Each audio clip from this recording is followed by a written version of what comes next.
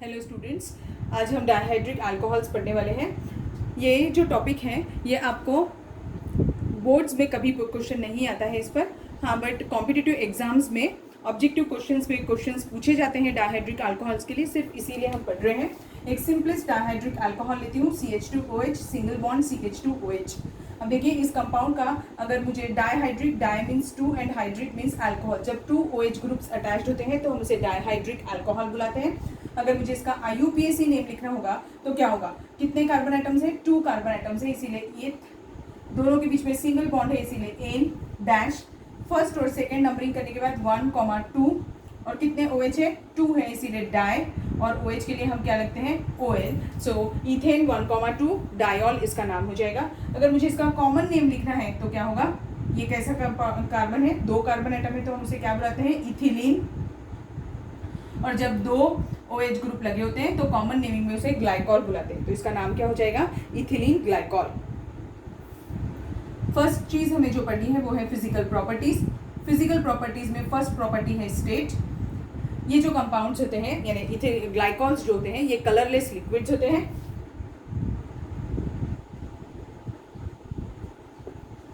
Second, boiling point. इनका boiling point high होता है because of intermolecular hydrogen bonding.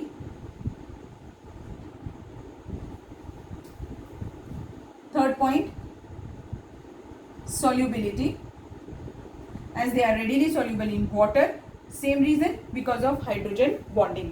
और viscosity, high viscosity होती है इन ग्लाइकॉल्स की। नेक्स्ट है methods of preparation. Methods of preparation में हम फर्स्ट मेथड पढ़ेंगे from ethylene glycol, sorry from ethylene और from ethene. So there are 2 ways by which an ethene can be converted into ethylene glycol। हम सिर्फ ethylene glycol के बारे में पढ़ने वाले हैं, हम बाकी ग्लाइकॉल्स के बारे में नहीं पढ़ेंगे क्योंकि कभी क्वेश्चन नहीं आता। सो फ्रॉम इथीन है तो फर्स्ट है बाय यूजिंग बेयर्स रिएजेंट।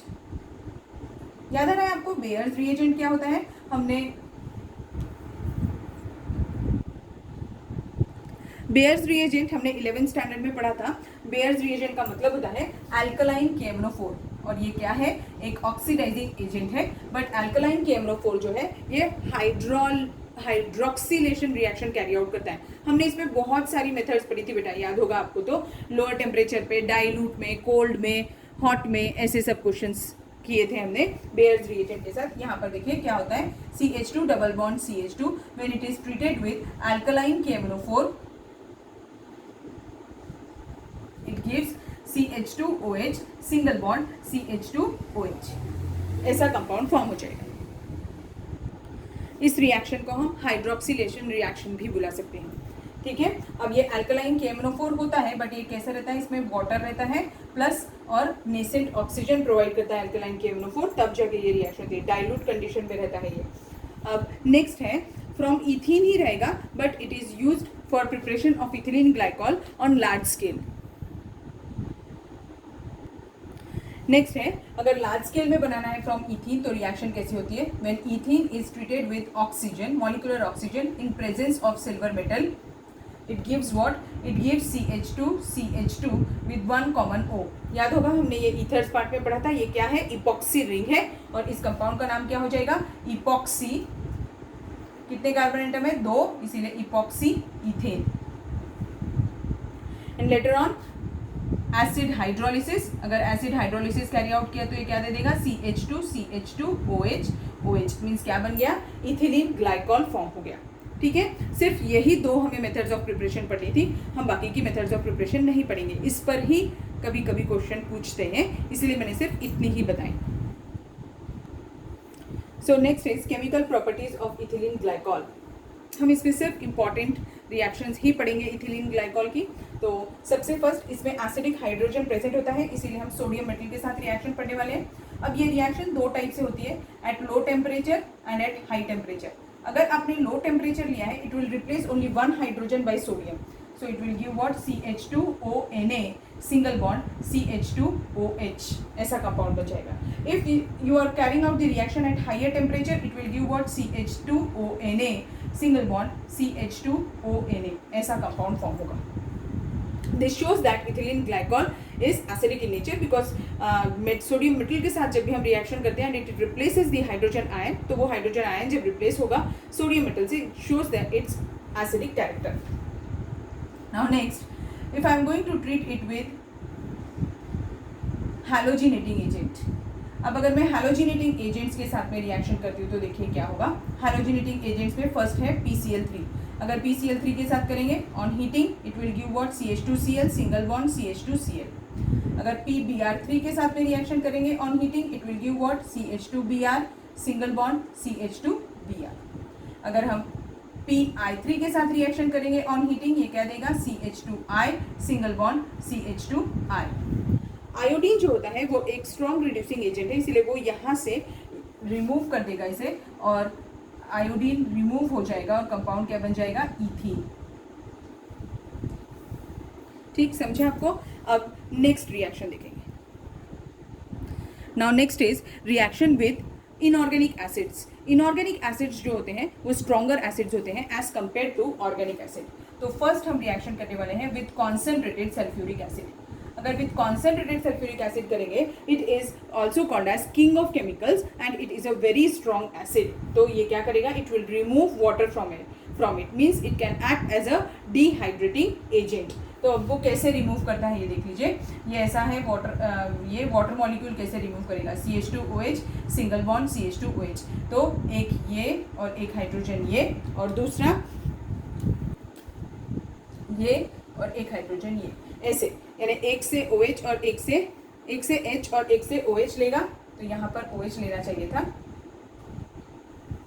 ये मैंने थोड़ा सा चेंज कर दे दिया. ये इससे H लिया और यहाँ से OH लेगा.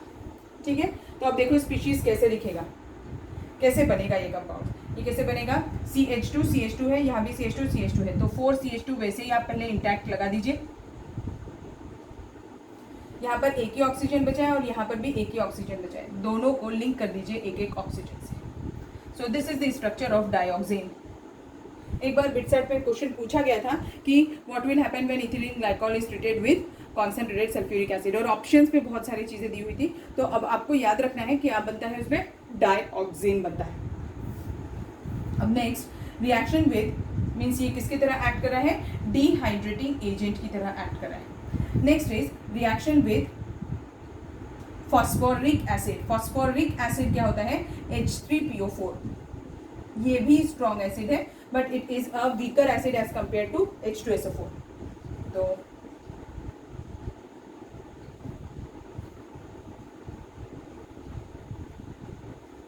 it will remove only one water molecule because it is a weaker acid.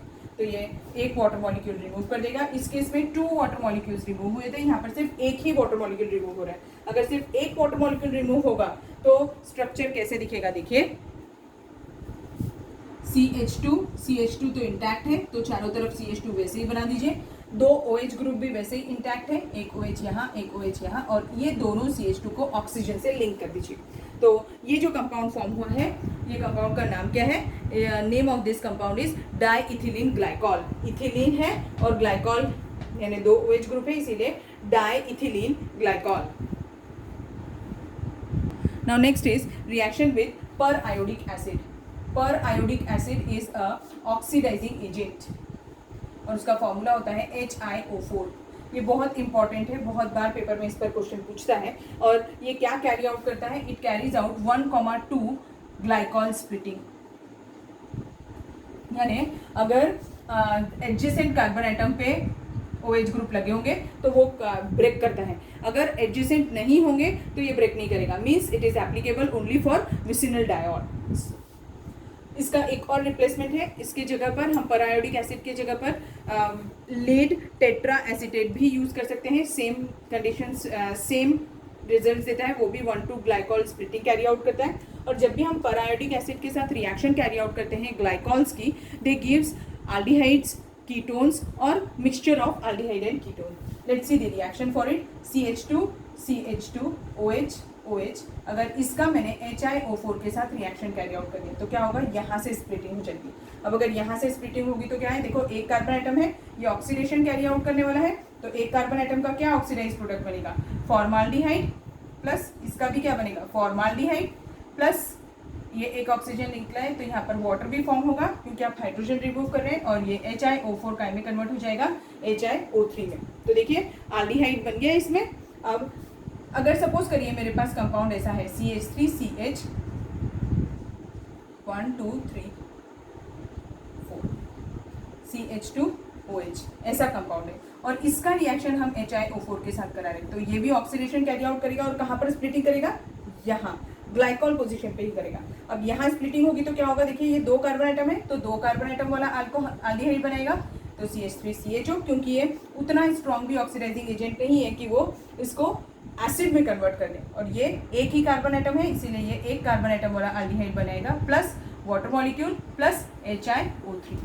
अगर मैंने ये सेम रिएजेंट किसी ऐसे वाले कंपाउंड के लिए यूज कर ली जहां पर OH ग्रुप एडजेसेंट पोजीशन पे नहीं है, CH2OH, देखो 1,3 पोजीशन पे है ये, अगर ये 1,3 पोजीशन पे और मैं HiO4 के साथ रिएक्शन कैरी आउट करूंगी तो it will do not react, क्योंकि ये 1,2 ग्लाइकॉल स्प्लिटिंग यहाँ हो नहीं सकती है। ठीक है, समझ में आया आपको कैसे किया मैंने पैरायोडिक एसिड के साथ reaction. Now next reaction is oxidation of ethylene glycol using acidic KMnO4। अगर एसिडिक KMnO4 के साथ हम रिएक्शन कैरी आउट करेंगे तो देखिए क्या होगा, CH2OH, इसका मैं एसिडिक KMnO4 के साथ अगर रिएक्शन कैरी आउट करूंगी तो it will oxidise, but oxidation कैसा होगा, एक एक करके ऑक्सीडाइज होगा। अब ये CH2OH ऑक्सीडाइज होगा, ये वाला वैसे ही रहेगा, तो ये क्या बना देगा, CHO, on further oxidation using the same compound that is KMnO4, तो ये क्या करेगा, अभी नीचे वाले को ऑक्सीडाइज कर देगा, तो CHO सिंगल बॉन्ड CHO। फिर से ऑक्सीडेशन कैरी आउट करेंगे तो ऊपर वाला एसिड बना देगा और नीचे वाला वैसे ही रहेगा। फिर से ऑक्सीडाइज करेंगे तो COOH सिंगल बॉन्ड COOH ऐसा कंपाउंड बचेगा। ये क्या है, ऑक्सैलिक एसिड है। ठीक, समझ में आया कैसी की रिएक्शन मैंने। और उससे पहले जो बना है उसका नाम क्या है, देखिए ये जो कंपाउंड है इसका नाम क्या है, ग्लिसराल्डिहाइड।